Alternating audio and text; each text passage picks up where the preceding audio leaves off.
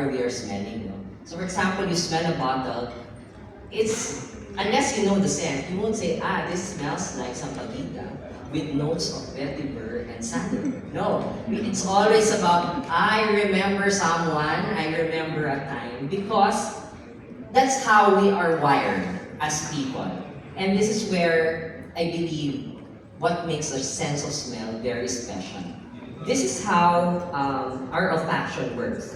So from an aromatic material, for example, this flower, molecules actually evaporate and enter your nostrils. So when you say, kunyari may nakita kayong poop on the floor or on the ground, cover your nose, cover your nose. Yeah, because molecules, aromatic molecules from that material actually enter your body. And then it goes to your nasal cavity. And what's different about the sense of smell is that unlike other senses such as hearing, touch, or visuals, it's processed in the upper part of your brain or the cerebrum. And it passes through the relay system called the thalamus. But sense of smell actually bypasses the thalamus and it goes immediately to what you call the limbic system of the brain. So my favorite author, Dan Ackerman, said, the effects of scent is immediate and undiluted by language, thought, or translation.